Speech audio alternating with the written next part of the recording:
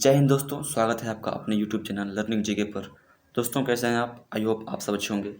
तो दोस्तों इस वीडियो में लाए हैं हम फिजिक्स का बहुत ही महत्वपूर्ण MCQs। तो आइए इसको देखते हैं, लगाते हैं।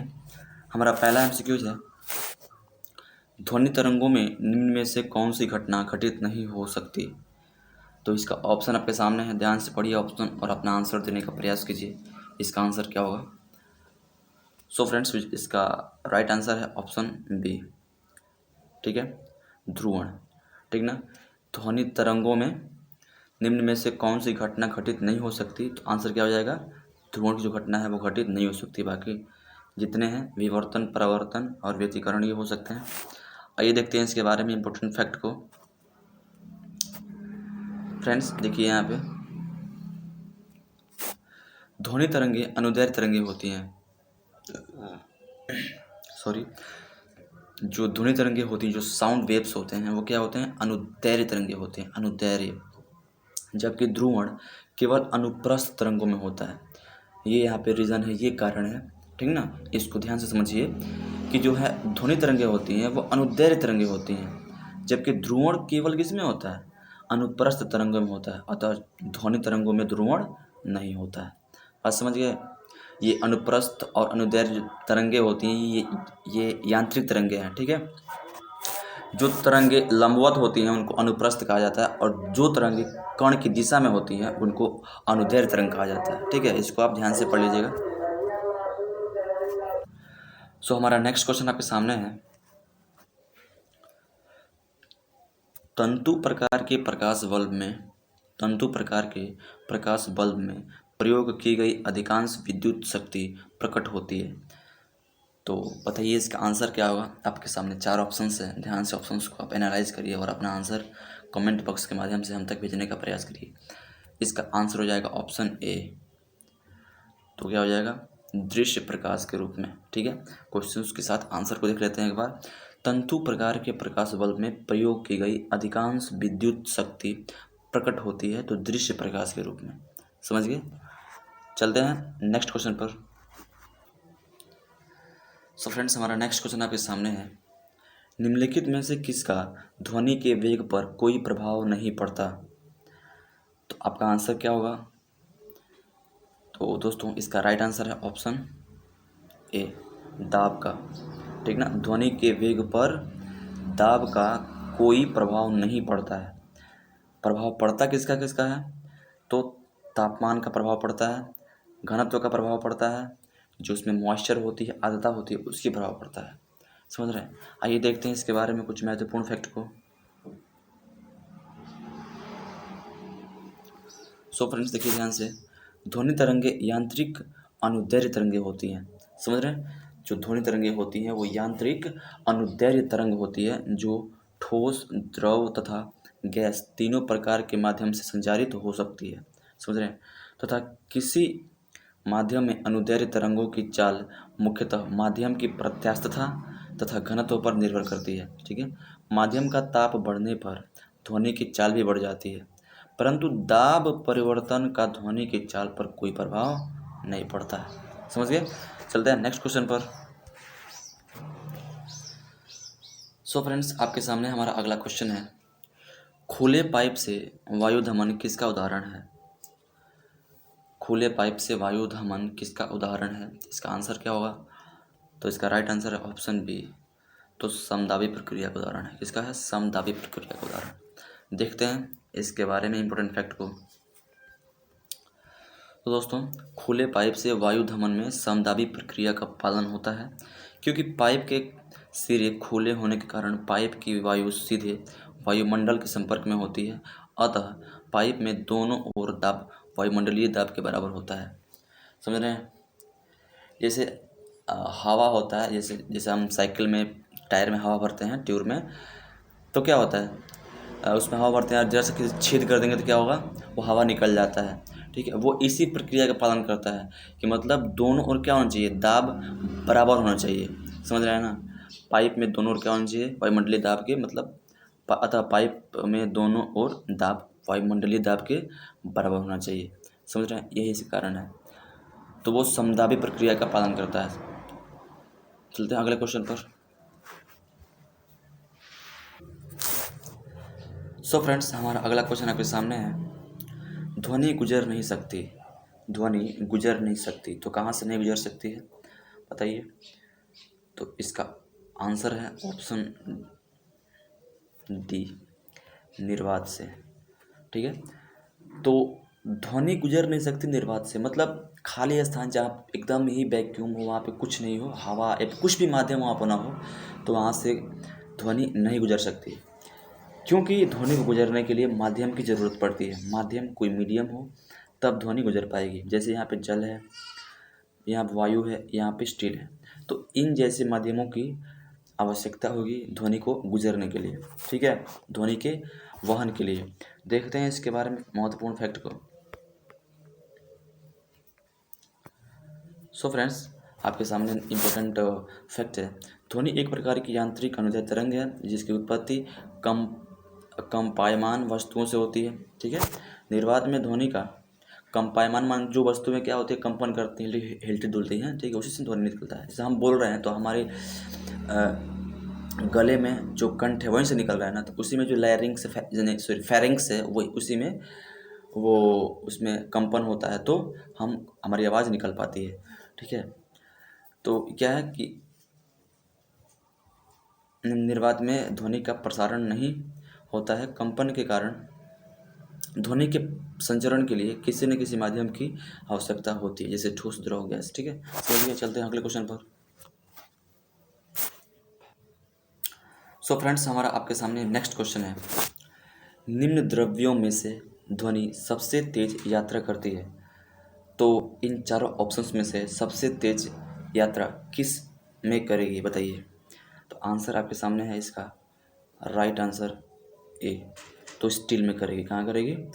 तो ध्वनि सबसे तेज यात्रा जो करेगी वो स्टील में करेगी, इस्पात जिसको बोलते हैं, इस्पात। ठीक है, आइए देखते हैं। ये क्वेश्चन कभी कई बार पूछा गया है एग्जाम्स में, और मैं जितना क्वेश्चन कर रहा हूँ ये सभी एग्ज़ाम में पूछे गए क्वेश्चन हैं, ये सभी एग्ज़ाम्स में, और काफ़ी अच्छे खासे एग्ज़ाम में क्वेश्चन पूछे गए हैं ये सब। तो इस सारे क्वेश्चन को आप तैयार करेंगे और इस वीडियो को बार बार देखेंगे तो आपका रिवाइज भी हो जाएगा।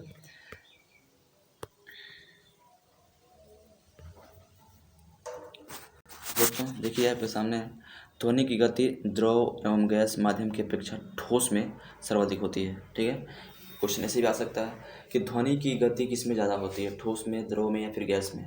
ठीक है, आपको ऑप्शन आगे पीछे एक्सचेंज कर सकता है और पूछ सकता है आपको फंसाने के लिए। तो आप याद रखिएगा कि द्रव और गैस माध्यम की अपेक्षा उसके कंपैरिजन में जो ठोस में होती है गति ध्वनि की सर्वाधिक होती है। निर्वात में ध्वनि का संचरण मतलब गति हो ही नहीं सकती, क्योंकि ध्वनि अनुदैर्ध्य यांत्रिक तरंगें होती हैं, अतः इसके संचरण के लिए किसी न किसी माध्यम की आवश्यकता जरूर होती है। स्टील ठोस पदार्थ है, अतः इसमें ध्वनि की चाल सबसे तेज होती है। समझ गए? चलते हैं अगले क्वेश्चन पर। सो डियर फ्रेंड्स, हमारा आपके सामने अगला क्वेश्चन है। निम्नलिखित किस माध्यम में ध्वनि अपेक्षाकृत तेज चलती है? तो आंसर क्या हो जाएगा? ऑप्शन बी, तो लोहे की छड़ में चलेगी। ठीक है, स्टील में सबसे अधिक तेज चलती है, उसके बाद देखा जाए तो लोहे में ही चलेगी। ठीक है, देखते हैं इसके बारे में महत्वपूर्ण फैक्ट को।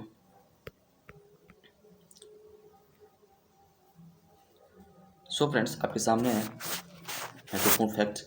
कार्बन डाइऑक्साइड में ध्वनि की चाल होती है तो कितनी होती है? तो 267 मीटर पर सेकेंड की स्पीड होती है उसकी।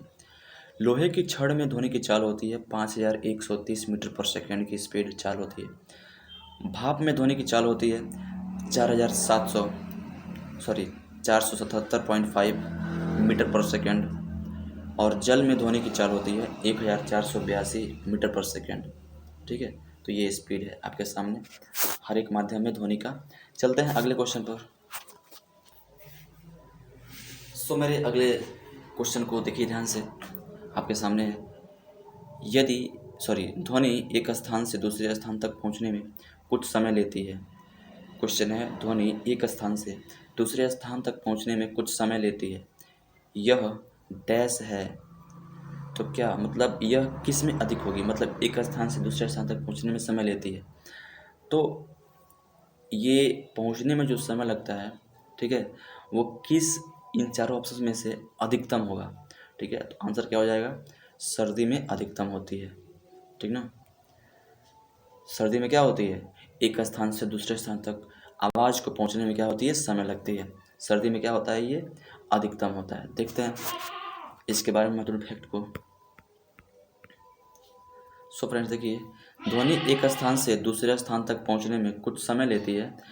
यह समय जो होती है सर्दियों में अधिकतम तथा गर्मियों में न्यूनतम होती है। क्योंकि गर्मी में क्या होता है, बारिश होती है, बरसात हो जाता है, पूरा मौसम एकदम खुला हो जाता है, मतलब साफ़ हो जाता है और आवाज़ एकदम साफ निकलती है। इसके मतलब आगे पीछे कोई भी रुकावट नहीं आती है। ठीक है, आप समझिए इसको। जिससे रात के समय तो और ज़्यादा क्या होती है, जो आवाज़ होती है स्पीड ज़्यादा होती है, बहुत दूर तक सुनाई देती है। चलते हैं अगले क्वेश्चन पर। तो माय डियर फ्रेंड्स, हमारा अगला क्वेश्चन आपके सामने है, ध्वनि की तारत्व किस पर निर्भर करती है। ध्वनि की तारत्व किस पर निर्भर करती है, तो आंसर क्या हो जाएगा, ऑप्शन ए, आवृत्ति पर। किस पर, आवृत्ति पर। सो फ्रेंड्स आइए देखते हैं इसके बारे में फैक्ट को। देखिए ध्यान से दोस्तों, ध्वनि की वह लक्षण जिसके कारण हम ध्वनि को मोटी या पतली कहते हैं, तारत्व कहलाता है। समझ रहे हैं, ध्वनि के वह लक्षण जिसके कारण हम ध्वनि को मोटी या पतली कहते हैं, तारत्व, ध्वनि का तारत्व कहलाता है। ध्वनि का तारत्व उसकी आवृत्ति पर, उसकी फ्रिक्वेंसी पर निर्भर करता है। तारत्व बढ़ने के साथ ध्वनि पतली होती जाती है। समझ रहे हैं, जितना ही उसका तारत्व बढ़ेगा उसकी ध्वनि क्या होगी, वो पतली होती जाती है और मोटी ध्वनियाँ नीची या कम तारत्व की होती हैं। समझ रहे हैं इसको। चलते हैं अगले क्वेश्चन पर। दोस्तों हमारा नेक्स्ट क्वेश्चन आपके सामने है, मानवों में ध्वनि डैश द्वारा उत्पन्न होती है। मानवों में, जो ह्यूमन बींग्स हैं हम लोग, हम में ध्वनि डैश द्वारा उत्पन्न होती है। तो आंसर इसका क्या हो जाएगा, तो हो जाएगा आंसर ऑप्शन। बताइए इसका आंसर क्या होगा, जानते हो तो अगर जानते हो अपना आंसर तो अपना आंसर पहले कमेंट बॉक्स में आप भेज सकते हैं। तो इसका राइट आंसर है ऑप्शन बी, कंठ। कंठ से क्या होता है, हमको हमारी ध्वनि उत्पन्न होती है। आइए देखते हैं दोस्तों। देखिए, मानवों में ध्वनि जो होती है वो कंठ, जिसको लैरिंग्स बोलते हैं। हालांकि मैंने इसके पहले लैरिंग्स फेरिंग्स दोनों बोला था, तो फेरिंग्स नहीं, उसको हम लैरिंग्स ही बोलेंगे। ठीक है, ध्वनि जो होती है वो ध्वनि कंठ लैरिंग्स द्वारा उत्पन्न होती है। इसे वॉइस बॉक्स भी कहा जाता है। यह गले में मौजूद एक ग्रंथि होती है जिसके प्रयोग से मनुष्य एवं अन्य स्तनधारी विभिन्न प्रकार की ध्वनियों को बोल पाते हैं। ठीक है ना, उसका नाम क्या है, ध्वनि कंठ या लैरिंग्स। ठीक है, कहाँ पे होती है, कंठ जो हम लोग गर्दन होती है, गला, उसमें होती है। ठीक है, चलते हैं अगले क्वेश्चन पर। सो डियर फ्रेंड्स, हमारा अगला क्वेश्चन आपके सामने है, वायु के तापमान में परिवर्तन से ध्वनि का निम्नलिखित में से कौन सा गुण प्रभावित होता है। वायु के तापमान में ध्वनि वायु के तापमान में परिवर्तन से ध्वनि का निम्नलिखित में से कौन सा गुण प्रभावित होता है। तो आंसर क्या हो जाएगा इसका, ऑप्शन सी, तरंगदैर्घ्य। क्या होता है प्रभावित, तो ऑप्शन सी यानी तरंगदैर्घ्य प्रभावित होता है। देखते हैं इसके बारे में इम्पोर्टेंट फैक्ट को। दोस्तों देखिए ध्यान से, ध्वनि की चाल माध्यम का ताप बढ़ने से बढ़ती है। ठीक है, 1 डिग्री सेल्सियस ताप बढ़ाने पर लगभग 0.61 मीटर पर सेकंड चाल बढ़ जाती है। शुष्क वायु में ध्वनि की चाल 322 मीटर पर सेकंड होती है। जब ध्वनि एक माध्यम से दूसरे माध्यम में जाती है तो ध्वनि की चाल तथा तरंगदैर्घ्य बदल जाती है, जबकि आवृत्ति फ्रिक्वेंसी जो उसकी होती है वो नहीं बदलती है। ठीक है, अतः किसी माध्यम से ध्वनि की चाल ध्वनि की आवृत्ति पर निर्भर नहीं करती। ताप का भी ध्वनि की आवृत्ति पर कोई प्रभाव नहीं पड़ता है। ठीक है दोस्तों, देखिए यहाँ पे ध्वनि की चाल पर विभिन्न कारकों का प्रभाव पड़ता है। ठीक है, तो आपके सामने आप देख लीजिए, बहुत ही महत्वपूर्ण फैक्ट है। ठीक है, देखिए 1 नंबर है, V = √E/d। ठीक है, जहाँ E क्या है, प्रत्यास्थता है, और D क्या है, घनत्व है। यानी प्रत्यास्थता और घनत्व का प्रभाव पड़ता है। ठीक है, वेलोसिटी या V मतलब वेलोसिटी। ठीक है, वेलोसिटी ऑफ किसकी, ध्वनि, साउंड। ठीक है, यहाँ पे दूसरा है V समानुपाती √d। ठीक है ना, मतलब क्या कि ये ध्वनि की गति का तापमान पर भी प्रभाव, मतलब तापमान का ध्वनि की गति पर भी प्रभाव पड़ता है। ठीक ना, समझ रहे हैं। अगला है वेलोसिटी वेलोसिटी समानुपाती आर्द्रता, मतलब आर्द्रता का भी क्या होता है, ध्वनि की गति, ध्वनि की वेलोसिटी पर प्रभाव पड़ता है। ठीक है, अगला है चौथा, भी पर, भी मतलब वेलोसिटी ऑफ ध्वनि, दाब का कोई प्रभाव नहीं पड़ता है। तो ये बात इंपॉर्टेंट है, इसको याद रखिएगा, दाब का प्रभाव नहीं पड़ता है।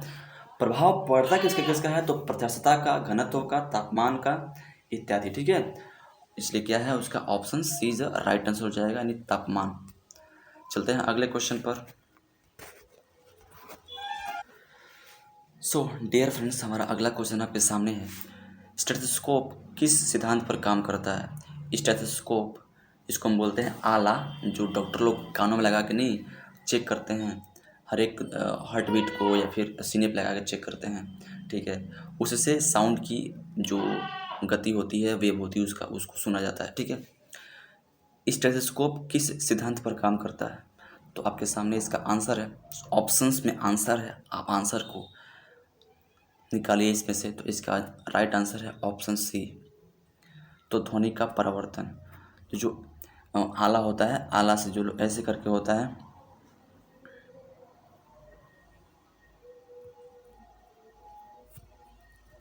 स्क्रीनिंग होता है, ये कानों में लगता है और इससे चेक किया जाता है। ठीक है, तो इसको आला कहते हैं, और ये जो काम करता है जिस सिद्धांत पर, उसका नाम क्या है, ध्वनि का परावर्तन। देखते हैं इसके बारे में। सो फ्रेंड्स देखिए, स्टेथोस्कोप एक चिकित्सा यंत्र है जो शरीर के अंदर मुख्यतः हृदय तथा फेफड़ों में उत्पन्न होने वाली कंपन ध्वनियों को सुनने के काम आता है। स्टेथोस्कोप में रोगी के हृदय की धड़कन की ध्वनि बार बार, ठीक है, ध्वनि बार बार परावर्तन के कारण डॉक्टर के कानों तक पहुंचती है। समझ रहे हैं ना। चलते हैं अगले क्वेश्चन पर। तो फ्रेंड्स, हमारा अगला क्वेश्चन आपके सामने है, चमगादड़ निम्नलिखित में से किस कारण से अंधेरे में उड़ सकते हैं। चमगादड़ निम्नलिखित में से किस कारण से अंधेरे में उड़ सकते हैं, तो इसका राइट आंसर है ऑप्शन डी।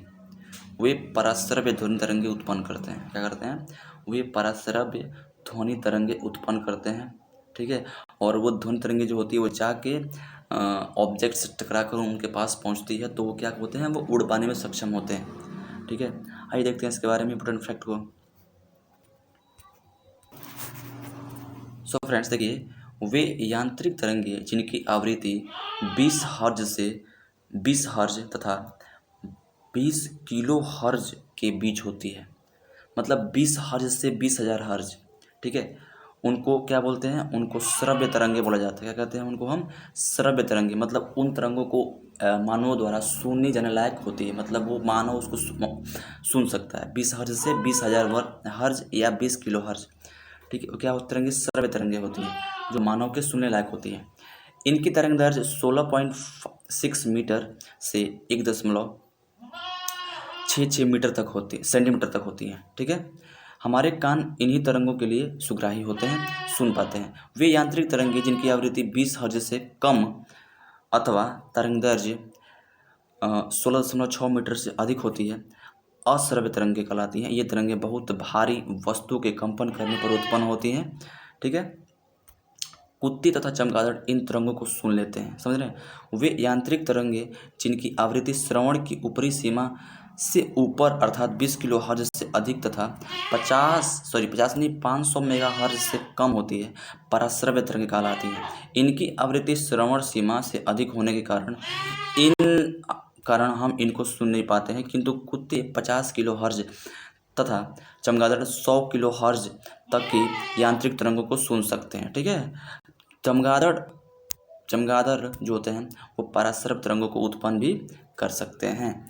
ठीक है, तो वही कारण है। ठीक ना, चलते हैं अगले क्वेश्चन पर।